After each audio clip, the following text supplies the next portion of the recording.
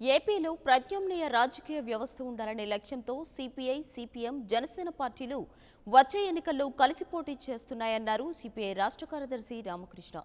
రాయలసీమ కరువుపై ప్రభుత్వం నిర్లక్ష్య ధోరణి ప్రదర్శిస్తోందని మండిపడ్డారు.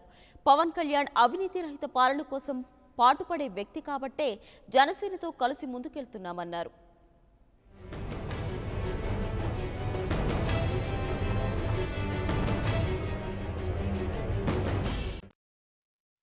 నిన్ననే విజయవాడ నగరంలో 3 పార్టీలు సమావేశమై రాబోయే రోజుల్లో అసెంబ్లీ ఎన్నికల్లోనూ పార్లమెంట్ ఎన్నికల్లో కూడా కలిసి పోటీ చేయాలని చెప్పి కూడా ప్రారంభ చర్చలు చేశాం.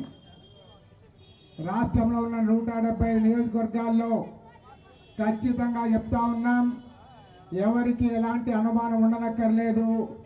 ఖచ్చితంగా జనసేన, సిపిఐ, సిపిఎం పార్టీలు పోటీ చేస్తాయి. ప్రజలందరూ కూడా ఆదరించాలని కూడా కోరుతా ఉన్నాం. ఇవాళ ఏం జరుగుతూ ఉంది రాష్ట్రంలో?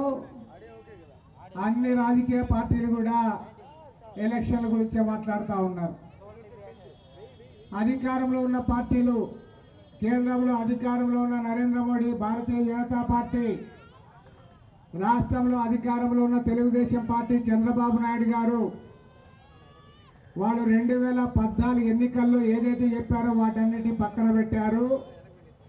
ఇవాళ ఎన్నికలు వచ్చాయి కాబట్టి ఎన్నికల్లో పోటీపడి వాగ్దానాలు ఇస్తూ ఉన్నారు. 4 సంవత్సరాల 9 నెలల కాలం డబ్బున్న కార్పొరేట్ వర్గాల కోసం పనిచేసి ఇవాళ సరిగ్గా ఎన్నికలప్పుడు 3 నెలలు, ఫిబ్రవరి, మార్చ్, ఏప్రిల్ 3 నెలలు ఇవాళ ప్రజల కోసం మేము ఉన్నాము, ప్రజల కోసమే పుట్టాము, ప్రజల కోసమే మేము గడ్డాలు పెంచాము అని ఇవాళ ప్రజల్ని మభ్యపెడతా ఉన్నారు. చంద్రబాబు నాయుడు గారు అయితే చాలా తెలివైనోడు. ఆయన బాగా ఆలోచించాడు. అరే ఓట్లు ఎవరైతే సులభంగా లాగచ్చు అని ఇప్పుడు పాపం మహిళలకు గాలం వేశాడు. For more updates, please subscribe 99 TV Telugu.